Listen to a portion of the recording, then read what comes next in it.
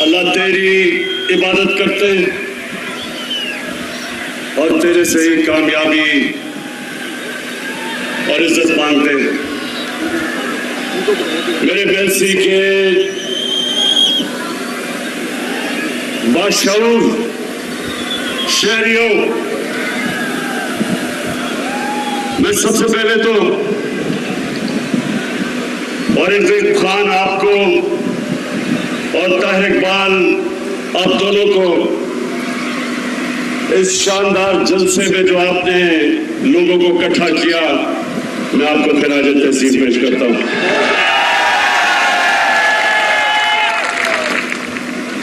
अब औरंगजेब इतनी ज्यादा चीजें आपने मेरे से मांग ली,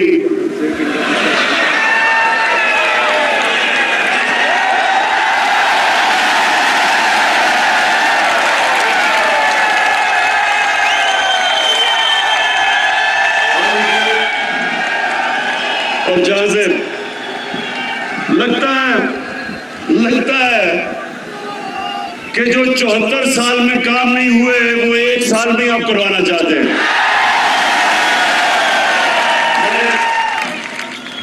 मैं आपको खुशखबरी सुनाता हूं। सबसे पहले तो मेलसी के लोगों, सबसे पहले खुशखबरी ये कि हमारी फेडरल गवर्नमेंट ने फैसला किया है कि हम जनूबी पंजाब के लिए 500 अरब रुपया मजीद खर्च करेंगे। और अभी आपको उस्मान बुज़दार ने, आप ही के जनूबी पंजाब के चीफ मिनिस्टर ने इतनी लंबी चीजें बताई हैं कि जो जो आपकी ख्वाहिशें थी तकरीबन सारी उन्होंने कहा या इस बारी पूरी होंगी और या अगले बजट में पूरी होगी। लेकिन मेलसी के लोगों, इससे भी ज्यादा खुशखबरी आपको सुनाने लगा हूं।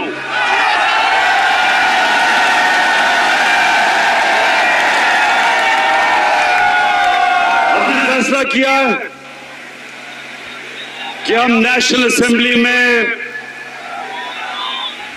साउथ पंजाब की कॉन्स्टिट्यूशनल अमेंडमेंट रख देंगे कि साउथ पंजाब का सूबा बनना चाहिए।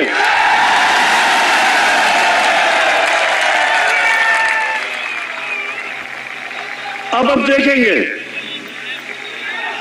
कि क्या ये पीपल्स पार्टी और नून लीग, आप तो बड़ी देर से लोगों को वादा कर रहे हैं जनूबी पंजाब का, क्या आप हमारी हिमायत करेंगे या नहीं, अब आपके सामने आ जाएगा। इंशाअल्लाह हमने ये बिल रख देना असेंबली में। अच्छा, मेलसी के लोगों, ज्यादातर यहां गुजारा काश्तकारी के ऊपर होता है, तो सबसे पहले तो मैं बड़े फख्र से कहना चाहता हूं कि जितना किसानों ने हमारे दौर में, जितना किसानों के पास पैसा आया कभी पाकिस्तान की तारीख में नहीं आया। और मैं आपको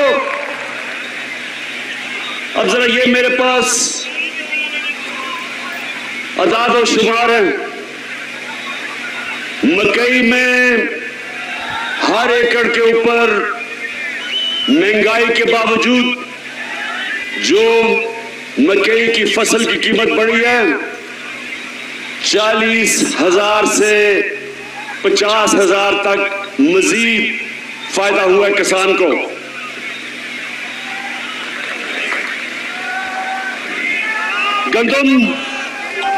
गंदम के अंदर जो हमने 50% हमारे दौर में गंदम की सपोर्ट प्राइस बढ़ाई, जो किसान की जेब में आया हर एकड़ में वो 25,000 से 30,000 रुपया। उसके बाद कपास की कीमत दुगनी हो गई है। कपास की कीमत अब दुगनी किसान को मिल रही है और उसकी वजह से 1 एकड़ के ऊपर कपास में 70,000 से 80,000 रुपए तक मेरे किसान को फायदा हुआ है। और अब एक और चीज कि यूरिया खाद, मुझे पता है कम हुई थी बीच में, दुनिया में कम हो चुकी है, लेकिन अभी आपको मिलेगी। हमने बड़ी मुश्किलों से हमने खाद भी ज्यादा इस बार ही प्रोड्यूस की, ज्यादा गैस दिया, खाद की फैक्ट्रियों को बंद नहीं होने दिया, लेकिन उसके बावजूद हमने चाइना से 1 लाख टन खाद मंगवाई है, जो कि इंशाल्लाह 1 हफ्ते तक पहुंच रही है।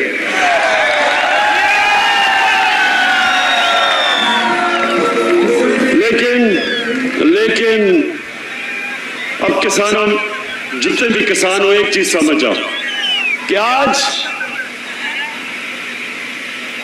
बाहर की दुनिया में खाद जिस कीमत पे मिल रही है, उससे 5 गुना कम कीमत पे हम पाकिस्तान में खाद दे रहे हैं आपको।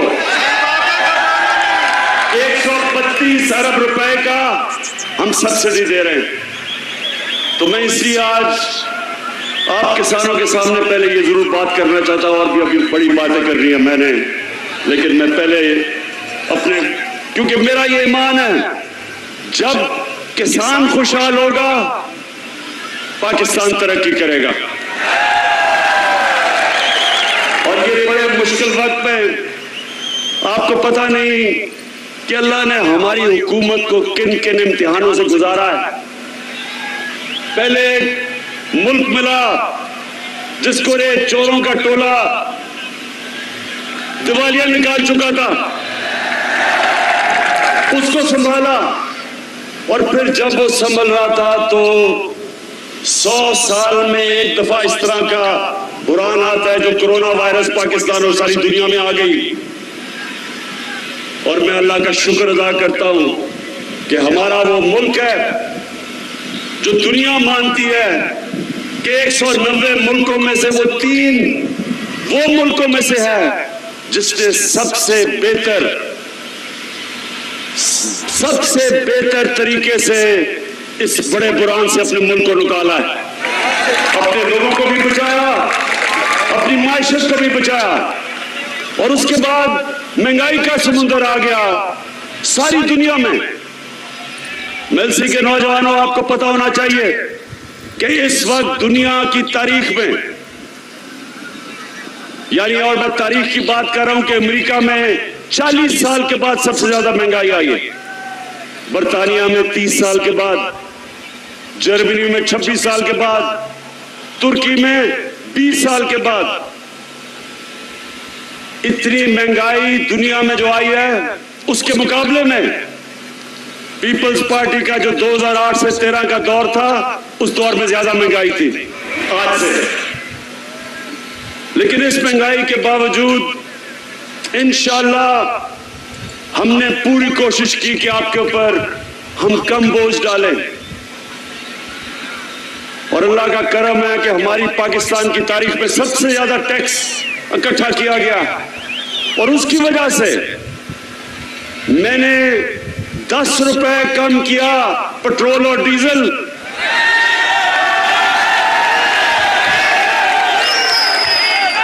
और 5 रुपए यूनिट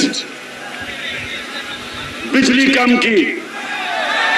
ये सिर्फ इस तरह हम कर सके कि हमारी एफबीआर ने रिकॉर्ड टैक्स इकट्ठा किया, हमारी कौम ने टैक्स दिया, और मेरा अपनी कौम से वादा है, जितना जितना आप हमारे टैक्स देते रहेंगे, वो सारा टैक्स मैं अवाम के ऊपर बोझ कम करने पे लगाऊंगा। और अगर ये जो भगोड़ा बैठा हुआ है लंदन में, जिस दिन इसका मैंने पैसा वापस ले आया, तो मैं आपको वादा करता हूं कि पेट्रोल और डीजल की कीमत आधी कर दूंगा।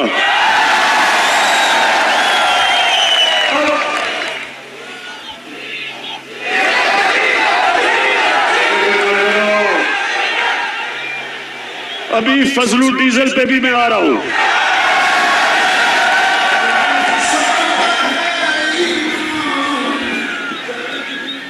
अच्छा मिल्सी के लोगों, ये भगौड़े और डीजल के ऊपर आने से पहले मैं सिर्फ आपको, नौजवानों, आपके लिए एक बात करना चाहता हूं। मेरे माँ बाप एक गुलाम हिंदुस्तान में पैदा हुए थे, मैं पहला था। हम वो बच्चे थे जो आजाद पाकिस्तान में पैदा हुए थे। और मेरी हमेशा माँ बाप ने भी मुझे याद दिलाया और हमेशा मेरे ज़हन में था कि कभी हमने पाकिस्तान को कभी किसी की गुलामी नहीं करने देना। और मेरे मेल्सी के लोगों और जो पाकिस्तान के लोग टीवी पे ये देख रहे हैं, ये सुन लो, ना आज तक इमरान खान किसी के सामने झुका है, और इंशाअल्लाह जब तक मेरे में खून है, मैं अपनी कौम को किसी के सामने झुकने नहीं दूंगा। अभी ये जरा सुने, यूरोपियन यूनियन के एम्बेसडर ने खत लिखा पाकिस्तान को कि आप रूस के खिलाफ उसके मुखालिफ स्टेटमेंट दें, उसके खिलाफ वोट दें। मैं ये यूरोपियन यूनियन के एम्बेसडर से पूछता हूं कि क्या आपने हिंदुस्तान को भी ये खत लिखा था? क्योंकि मैं अपनी कौम को याद करवाना चाहता हूं कि ये वो पाकिस्तान था जिसने ये नेटो की मदद की, जो वॉर ऑन टेरर थी, हमने उनका साथ दिया। मैं कभी ना साथ देता, मैं अपनी मुल्क को बाहर रखता उस जंग से, लेकिन उस वक्त का जो सरबराह था उन्होंने साथ दिया। क्या मिला पाकिस्तान को? 80,000 पाकिस्तानियों की जानें गई, हमारा कबायली इलाका उजड़ गया, 35 लाख लोगों ने नकल मकानी की, हमारे मुल्क को 100 अरब डॉलर से ज्यादा नुकसान हुआ। तो क्या मैं अपने यूरोपियन यूनियन के एम्बेसडर से पूछता हूं कि आपने क्या हमारा शुक्रिया अदा किया? क्या आपने कहा कि हाँ आपने हमारी मदद की थी, हमारी जंग में आपने हमें अप्रिशिएट किया? सारे नेटो के मिला के 10% भी लोग नहीं थे जो उस जंग में मरे, हमारे मुकाबले में जो 80,000 पाकिस्तानियों की कुर्बानी दी गई।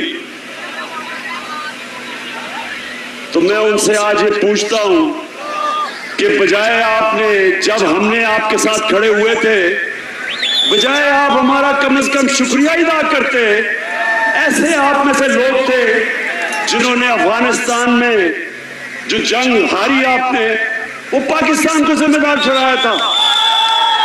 शिकवा करना तो दूर की बात है। और दूसरा, जब कश्मीर में हिंदुस्तान ने इंटरनेशनल कानून तोड़ा, यूनाइटेड नेशंस की सिक्योरिटी काउंसिल की रेजोल्यूशंस की खिलाफ वर्जी करते हुए जो कश्मीर का स्टेटस खत्म किया, क्या आप में से किसी ने हिंदुस्तान से कोई राब्ता तोड़ा, कोई उनकी तनकीद की, कोई तजारत बंद की? तो हम आपके सामने क्या हैं? क्या हम कोई गुलाम हैं कि जो आप कहेंगे हम कर लें? जी दोस्तों, आप देख सकते हैं इमरान खान सिंध के अंदर गवर्नमेंट अस्पताल बना रहे हैं, कैंसर अस्पताल रिसर्च सेंटर। किसी दोस्त ने ये वीडियो बनाई है गाड़ी के अंदर बैठकर। जी अस्सलाम वालेकुम दोस्तों, आप देख सकते हैं इस वीडियो में इमरान खान ने जो अस्पताल बना रहे हैं, कैंसर अस्पताल सिंध के अंदर कराची में आप देख सकते हैं इस वीडियो में कि ज़ेर तामीर है और गाड़ी के अंदर से किसी दोस्त ने वीडियो बनाई है।